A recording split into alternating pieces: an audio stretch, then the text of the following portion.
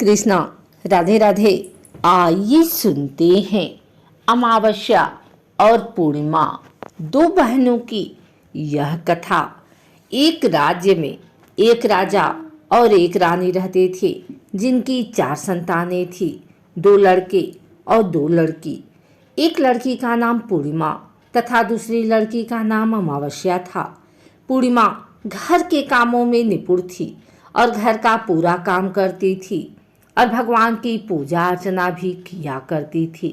इसके अतिरिक्त वह गौ माता की सेवा भी करती थी।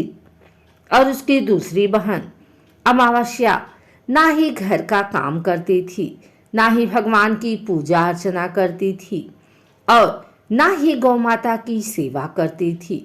पूर्णिमा सर्वगुण संपन्न थी, फिर भी राजा और रानी अपने दोनों बेटों तथा पुत्री अमावस्या को ही प्यार किया करते थे और वह पूर्णिमा से प्यार नहीं करते थे, उसके साथ भेदभाव करते थे। राजा के चारों पुत्र और पुत्री धीरे धीरे बड़े हो रहे थे। जब वे बड़े हो गए, राजा ने अपने दोनों पुत्रों का विवाह योग्य कन्याओं के साथ करा दिया। इसके बाद रानी ने राजा से कहा कि अब दोनों पुत्री विवाह के योग्य हो गई हैं और इन दोनों का विवाह भी करा दो। लेकिन पुत्री अमावस्या का विवाह किसी बड़े खानदान में कराना और पूर्णिमा का विवाह किसी गरीब परिवार में कराना, क्योंकि पूर्णिमा को केवल भगवान की पूजा पाठ करना ही पसंद है और गाय की सेवा करना पसंद है। अब रानी ने राजा को दोनों पुत्रियों का रिश्ता तय करने के लिए भेज दिया।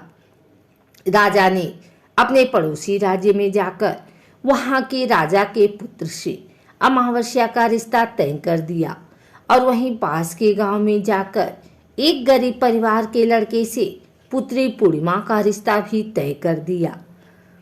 यह सारी बात जाकर राजा ने अपनी रानी से बताया तो रानी यह सोचने लगी कि अब देखते हैं कि भगवान इसकी मदद कैसे करते हैं। यह बहुत ही पूजा पाठ करती है और भगवान में मगन रहती है। पूर्णिमा का भाई और उसकी भाभी पूर्णिमा से बहुत प्यार करते हैं, क्योंकि पूर्णिमा उनके घर के कामों में उनका साथ देती थी और कामों में उनका हाथ बताती थी। और यही उनकी दूसरी बहन अमावस्या उन पर अपना रूप जमाती थी और घर का कोई कार्य नहीं करती थी। कुछ समय बीत जाने के बाद दोनों पुत्रियों का विवाह हो गया। राजा और रानी की विवाह के बाद अपने दोनों पुत्रियों को विदाई कर दिए। विदाई देते समय राजा और रानी पुत्री अमावस्या को बहुत सारा धन और दौलत देकर विदा कर दिए और पूर्णिमा को कुछ भी नहीं दिया, खाली हाथ अपने घर से विदा कर दिया। इसके बाद दोनों बहनें अपने अपने ससुराल चली गई। कुछ दिन बीत जाने के बाद एक दिन अमावस्या अपने घर पर शिव जी की कथा कहने लगी, जिसमें वह सभी गांव वालों को निमंत्रण दी और अपनी बहन पूर्णिमा को नहीं बुलाई। जब गांव की सभी औरतें अमावस्या के यहाँ गई तो यह सब दृश्य पूर्णिमा अपने घर के दरवाजे की बाहर बैठकर देख रही थी। तब वहां से गुजर रही औरतें पूर्णिमा से कहने लगी कि तुम्हारी बहन के यहाँ शिव जी की कथा रखी गई है, क्या तुम नहीं चलोगी? पूर्णिमा ने कहा, मुझे निमंत्रण नहीं आया है, मैं नहीं जा सकती। सभी गांव की औरतों ने पूर्णिमा से कहा, बुलावा नहीं आया तो क्या हुआ, भगवान शिव की कथा है, तुम हमारे साथ चलो। गांव की सभी औरतों की बात मानकर पूर्णिमा भी उनके साथ भगवान शिव की कथा में अमावस्या के घर चली गई। जब अमावस्या की नज़र पूर्णिमा पर पड़ी तो वह कहने लगी कि तुम यहाँ कैसे चली आई, मैंने तो तुम्हें बुलाया नहीं था। खैर कोई बात नहीं, अब तुम आ ही गई हो तो चुपचाप बैठी रहना। और यह कहते हुए अमावस्या पूर्णिमा की गरीबी का मजाक उड़ाने लगी। पूर्णिमा की आंखों में आंसू आ गए और रोते रोते मन ही मन में पूर्णिमा भगवान शिव से विनती करने लगी, हे भगवान, क्या पूजा पाठ करना गलत है? गौ माता की सेवा करना गलत है? आखिर मेरी गलती क्या है? आप मुझ पर अपनी कृपा दृष्टि कब बनाएंगे? पूर्णिमा बार बार भगवान शिव से यह कहती रही। इतने में शिव कथा पूरी हो गई और अमावस्या भगवान का प्रसाद बांटने लगी। वह सभी लोगों को प्रसाद दी, लेकिन पूर्णिमा को प्रसाद नहीं दी। पूर्णिमा बिना प्रसाद के ही अपने घर लौट आई। रास्ते में वह यह सोचने हुए चलने लगी कि यदि बच्चे उससे कथा का प्रसाद मांगेंगे तो वह उन्हें क्या जवाब देगी। उसने सोचा था कि वह अपने मायके, अपने भाई और भौजाई के यहाँ जाएगी और वहाँ जाते हुए बच्चों के लिए कुछ लेकर आएगी। ऐसा सोचते हुए वह अपने घर वापस लौट आई। घर वापस लौटकर आने के बाद वह अपने पति और बच्चों से कहती है कि अपने मायके जा रही है। पति ने कहा ठीक है, और कुछ समय के बाद पूर्णिमा अपने मायके के लिए चली गई। रास्ते में एक चबूतरा आया जिस पर तुलसी का पौधा लगा था। उस चौके पर एक बूढ़ी अम्मा बैठी हुई थी। वह कोई और नहीं, साक्षात तुलसी माँ थी। उस बूढ़ी माता ने पूर्णिमा से कहा, बिटिया तुम कौन हो और कहाँ जा रही हो। पूर्णिमा अपना परिचय देती है। परिचय देने के बाद बूढ़ी औरत ने पूर्णिमा से कहा कि यहाँ तुलसी का पौधा सूख रहा है, इसमें थोड़ा सा पानी डाल दो और इस चबूतरे की साफ सफाई कर दो, जिससे मुझे थोड़ी ठंडक मिलेगी। पूर्णिमा ने कहा कि ठीक है माँ, मैं तुलसी में पानी डाल देती हूँ और यहाँ की साफ सफाई भी कर देती हूँ। पूर्णिमा ने साफ सफाई कर दी। बूढ़ी अम्मा को भी नहला दिया और बूढ़ी अम्मा की भी सेवा की, उनके पैर दबाए और बूढ़ी अम्मा से कहा कि माँ जी, और बताइए मैं आपकी सेवा कैसे करूं, और कोई काम है तो बता दीजिए, मैं कर दूंगी। बूढ़ी अम्मा ने कहा कुछ नहीं, अब तुम जाओ और वापस आते समय मुझसे मिलते हुए जाना। पूर्णिमा ने बूढ़ी अम्मा से कहा ठीक है माताजी, मैं जाती हूँ, वापस आते वक्त आपसे मिलते हुए जाऊंगी। कुछ समय आगे चलने के बाद एक शिव मंदिर आया। वहां पर उसे एक बूढ़े बाबा मिले जो मंदिर के बाहर बैठे हुए थे। वह कोई और नहीं, साक्षात भोलेनाथ थे। उन्होंने पूर्णिमा से कहा कि कहाँ जा रही हो बेटी, तुम कौन हो। तब पूर्णिमा ने अपना परिचय दिया। फिर उस बूढ़े बाबा ने पूर्णिमा से कहा इस चबूतरे की और इस मंदिर की सफाई कर दो। तब पूर्णिमा ने मंदिर की और चबूतरे की साफ सफाई कर दी और वहां पर पूजा पाठ अर्चना भी की। और साफ सफाई पूजा अर्चना करने के बाद उन्होंने बूढ़े बाबा को भी नहला दिया और उनसे कहा कि बाबा जी, और कोई काम हो तो बताइएगा। तब बूढ़े बाबा ने कहा नहीं बेटी, अब तुम जाओ और वापस आते वक्त मुझसे मिलते हुए जाना। पूर्णिमा ने कहा ठीक है बाबा, मैं जाती हूँ, वापस आते हुए आपसे मिलते जाऊंगी। आगे चलते चलते कुछ दूर चलने के बाद पूर्णिमा को एक काली जी का मंदिर दिखा। वहां भी एक बूढ़ी अम्मा चबूतरे पर बैठी हुई। बूढ़ी औरत ने पूर्णिमा से कहा कि बेटी तुम कौन हो, कहाँ जा रही हो। तब पूर्णिमा ने उस बूढ़ी औरत को भी अपना परिचय दिया। बूढ़ी औरत ने पूर्णिमा से कहा कि यहाँ पर सभी पूजा पाठ करने के लिए आते हैं, लेकिन मंदिर की सफाई करने के लिए कोई नहीं आता, इसलिए तुम मंदिर की और चबूतरे की साफ सफाई कर दो। पूर्णिमा ने कहा ठीक है माताजी, और पूर्णिमा मंदिर की ओर चबूतरे की साफ सफाई कर देती और पूजा पाठ भी करने लगी और माताजी का श्रृंगार कर दी। उस बूढ़ी अम्मा को भी नहला दिया और बूढ़ी अम्मा के पैर दबाने लगी और कहने लगी कि सभी काम हो गया है माँ जी, और कोई काम हो तो बताइए। बूढ़ी अम्मा कही कि अब कोई काम नहीं है बेटी, अब तुम जाओ, लेकिन वापस आते वक्त मुझसे मिलते हुए जाना। पूर्णिमा कही कि ठीक है, और वह आगे चलती गई। आगे चलते चलते एक नदी आई। वहां पर भी एक बूढ़ी अम्मा बैठी थी और वह कहती है कि बेटी तुम कौन हो और कहाँ से आई हो। उसे भी पूर्णिमा अपना परिचय दी। बूढ़ी औरत पूर्णिमा से कहने लगी कि नदी पर स्नान करने से तो सब आते हैं, लेकिन यहाँ की साफ सफाई कोई नहीं करता, इसलिए तुम इस किनारे पर साफ सफाई कर दो। पूर्णिमा कहती है ठीक है माँ जी, और वहाँ की साफ सफाई कर देती है और उस बूढ़ी अम्मा के पैर दबाने लगी और कहने लगी कि माँ जी, और कोई काम हो तो बताइएगा। बूढ़ी औरत कहती है कि कुछ नहीं बेटी, तुम जाओ, लेकिन वापस आते वक्त मुझसे मिलते हुए जाना। और वहां नाव में बैठकर नदी के दूसरे किनारे पहुंच गई और वहां अपने मायके के घर पहुंच गई।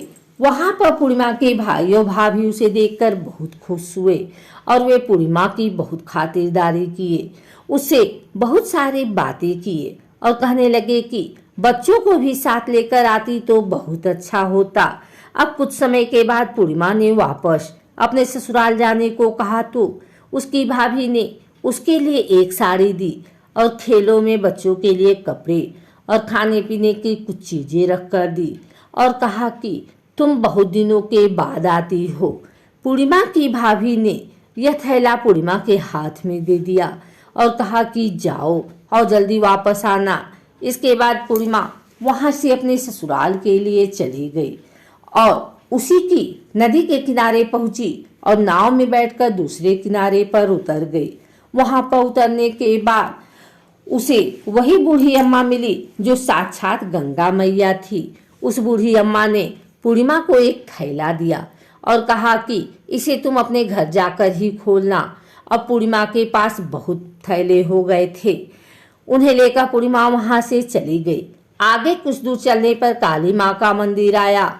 वहां पर काली माँ बूढ़ी माँ के रूप में विराजमान थी। उन्होंने कहा कि आ गई बेटी पूर्णिमा। पूर्णिमा ने कहा, हाँ माँ जी, मैं आ गई। काली माँ ने उसे एक थैला दिया और कहा कि तुम यह थैला अपने घर ले जाकर खोलना। अब पूर्णिमा के पास 3 थैले हो गए थे। तीनों थैले लेकर पूर्णिमा आगे बढ़ी। कुछ दूर जाने पर शिव जी का मंदिर आया, जहाँ बूढ़ी बाबा के रूप में शिव जी स्वयं विराजमान थे। बूढ़ी बाबा ने कहा, पूर्णिमा वापस आ गई। पूर्णिमा ने कहा, हाँ बाबा, मैं वापस आ गई। बूढ़े बाबा ने पूर्णिमा को एक थैला दिया और कहा कि यह थैला तुम घर जाकर ही खोलना। पूर्णिमा ने कहा, ठीक है। अब पूर्णिमा के पास 4 थैले हो गए। अब पूर्णिमा 4 थैले पहले लेकर आ गई। उसने एक पुरानी साड़ी निकाली और उन सभी थैलों को एक गड्ढा बना लिया और सर पर रखकर वहां से चली गई। कुछ दूर जाने के बाद उसे तुलसी माँ बूढ़ी औरत के रूप में मिली और कहने लगी कि पूर्णिमा तुम आ गई। पूर्णिमा कहती है, हाँ माँ जी, मैं आ गई।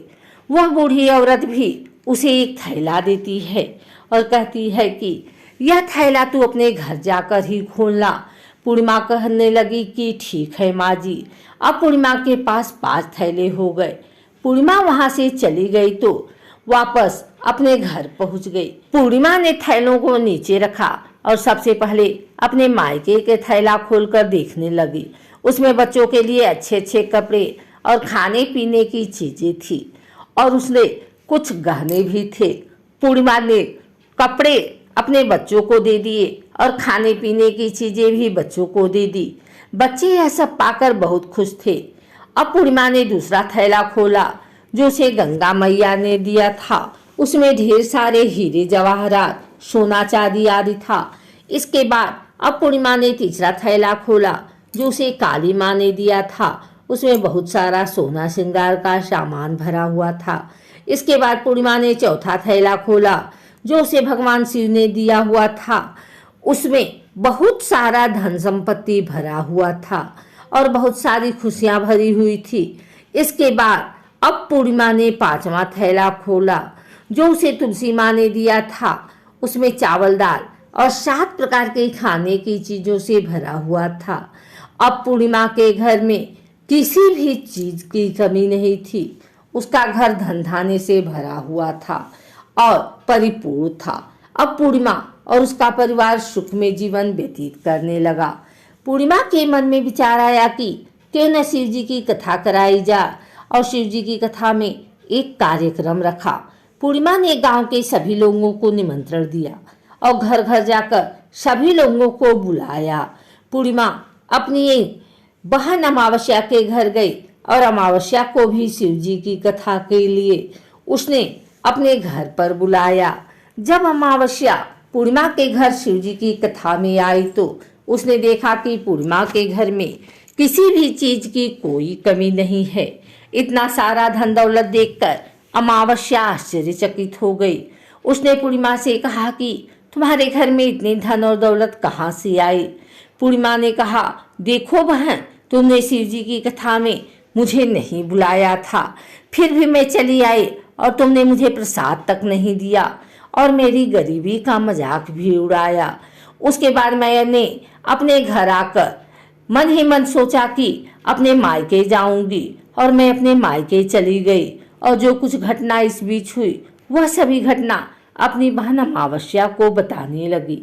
अमावस्या कहने लगी कि तुम ही मुझे प्रसाद मत दो और मुझे डांट लो, लेकिन पूर्णिमा ने कहा कि यह तो भगवान का प्रसाद है, मैं तो सबको दूंगी और तुम्हें भी दूंगी।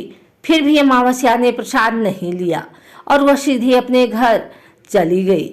घर जाकर अपने बच्चों से कहकर वहां से अपने मायके जाने के लिए तैयार हो गई और मायके के लिए निकल गई। उसी भी रास्ते में चलते चलते तुलसी माँ मिली। चबूतरे पर बूढ़ी माँ के रूप में बैठी हुई थी। बूढ़ी माँ ने अमावस्या से कहा कि बेटी कौन हो तुम और कहाँ जा रही हो? अमावस्या ने अपना परिचय दिया। बूढ़ी माँ ने कहा, बेटी यह तुलसी का पौधा सूख रहा है, इसमें थोड़ा सा पानी डाल दो और इस चबूतरे की साफ सफाई कर दो। इस पर अमावस्या ने कहा, बुढ़िया तुझे दिखाई नहीं दे रहा कि मैंने इतनी महंगी साड़ी पहन रखी है, यह गंदी हो जाएगी। ऐसा कहकर वह वहां से आगे चली गई। आगे जाने पर उसे भगवान शिव मिले, जिसे उसने ऐसा ही कहकर उसके बाद आगे जाने पर उसे काली माँ मिली। उसने यही सारी बात उनसे भी कहा। उसे गंगा माँ मिली, उसने यही सब कहा और आगे चली। इसके बाद अमावस्या जब नाव में बैठने लगी तो उसे नाव में फूलों की जगह कांटे भरे थे जो उसके पैरों में चुभ रहे थे।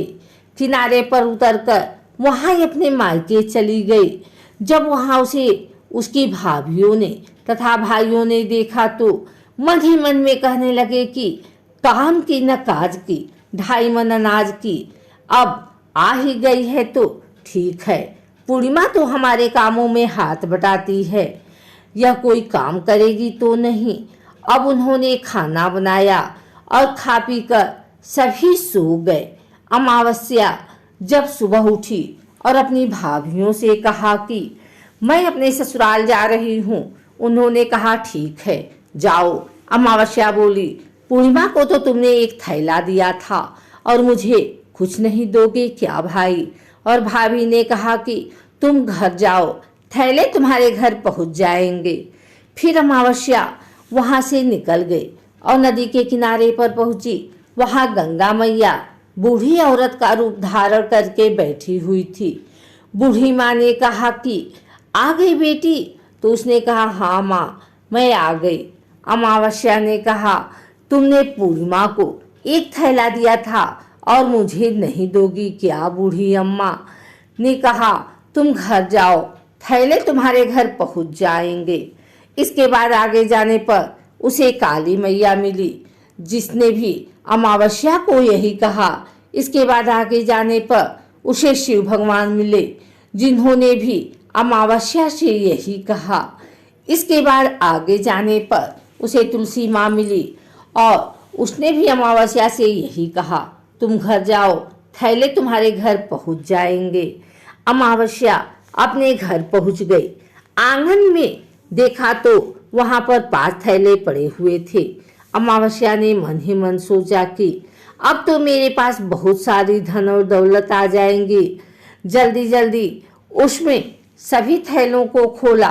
किसी में मिट्टी थे तो किसी में पत्थर, किसी में कंकर और किसी में कोयला। उसके मायके से भी कुछ नहीं मिला था। इन थैलों में कुछ भी नहीं था। अमावस्या दौड़ती हुई पूर्णिमा के घर गई और कहती है कि तुम्हें तो इतना सब कुछ मिला, मुझे तो कुछ नहीं मिला, आखिर क्यों? तो पूर्णिमा कहती है कि जब मैं अपने मायके जाती हूँ तो अपनी भाभियों के साथ उनके कामों में हाथ बटाती हूँ, उनके साथ मिलकर काम करती हूँ, लेकिन तुम ऐसा कुछ नहीं करती, उनकी इज्जत भी नहीं करती, इसलिए वह तुम्हें भला क्या देंगे। इसके बाद तुमने गंगा मैया को ठुकरा दिया और काली माँ को भी ठुकरा दिया और भगवान शिव को भी तुमने ठुकरा दिया, इसलिए उन्होंने भी तुम्हें कुछ नहीं दिया। अमावस्या कहती है कि बहन, तुम मुझे माफ कर दो, मैंने तुम पर हमेशा अत्याचार किया, मुझे कुछ नहीं मिला तो कोई बात नहीं, मैं भी भगवान की भक्ति करूंगी और सब कुछ प्राप्त कर लूंगी, मुझे इन सब चीजों का रहस्य बताओ। तो पूर्णिमा ने कहा कि 3 सूत्र का ज्ञान ले लो और उसकी कथा करना। पहले सूत्र में दया मांगना और दूसरे सूत्र में कथा मांगना और तीसरे सूत्र में 108 बार ओम नमः शिवाय का जाप करना। बहन, भगवान ने यही सूत्र दिया है, इनको अपने हृदय में बसा लेना। मैंने भी यह 3 सूत्र अपने जीवन में अपनाए थे और सच्चे मन से भगवान की भक्ति पूजा पाठ की थी। फिर भगवान ने मुझे यह सब कुछ दिया और तुम्हारे पास जो कुछ था वह भी सब खत्म हो गया। इसके बाद अमावस्या अपने घर गई और भगवान की पूजा पाठ करने लगी। भगवान शिव ने उसे माफी मांगी और गौ माता की सेवा भी की और दूसरों की मदद भी करने लगी।